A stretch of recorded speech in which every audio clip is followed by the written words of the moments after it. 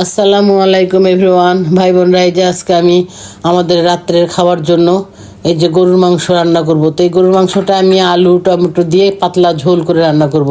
তো মাংস আমি ধুয়ে টুয়ে পরিষ্কার করে প্যানে উঠিয়ে নিয়েছি এবং এরপর আমি এক এক করে এই যে মাংস সব মশলা দিয়ে দিব। এখানে আমি এই যে মশলাগুলি দেখালাম, এই যে ধনিয়ার গুঁড়ি দিয়ে দিলাম, তারপরে যে হলুদ গুঁড়ি দিয়ে দিলাম, আদার পেস্ট, রসুনের পেস্ট, তেজপাতা এসব দিয়ে দিলাম।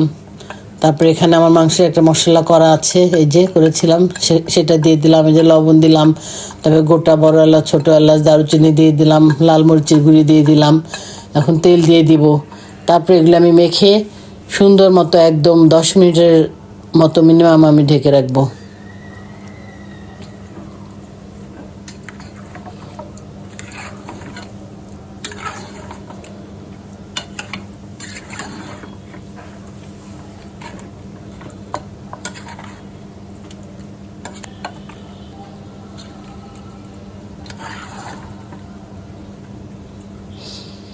এই তো আমার 10 মিনিট রাখা হয়ে গেছে। এই যে এখন মাংস মেখে রাখার পর কিছুটা পানি বের হয়ে গেছে।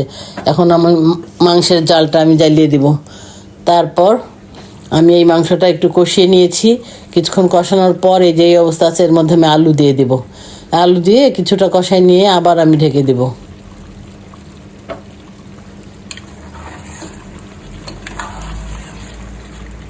এই যে আমি আবার কষাচ্ছি। এখন এর মধ্যে একটা বড় টমেটো আমি সুন্দর পরিষ্কার করে ধুয়ে কেটে নিয়েছি। এখন এই টমেটোটি আমি মাংসের মধ্যে দিয়ে দিব।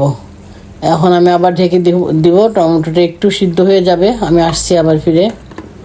মাঝখানে আমি আরেকবার এসে একটু আমি টমেটো সহ কষাই গেছি। তারপরে এই যে টমেটোর এই অবস্থা, এখন আমি ঝোলের পানি দিয়ে নিব। এই তো এখন আমি ঝোলের পানি দিচ্ছি। বাস আমার এই পরিমাণ পানি দেওয়া হয়ে গেছে, আর দিতে হবে না। তো মাংসটি আমি আবার ঢেকে দিব। যখন মাংস দেখব যে প্রায় হয়ে গেছে, মাংস তেল উপরে উঠে চলে আসছে, এই যে মাংস তেল উপরে উঠে চলে আসছে, বাস মাংসটা আমার সিদ্ধ হয়ে গেছে, মাংস রান্নাটি হয়ে গেছে। তো এখন আমি জালটা বন্ধ করে দিব। তারপর আমি বাটিতে বেড়ে নিব, নিয়ে টেবিলে নিয়ে যাব খাওয়ার জন্য। এই যে আমি বাটিতে বেড়ে নিয়েছি। এই যে আমার মাংস রান্নার লাস্ট লুক এইটা।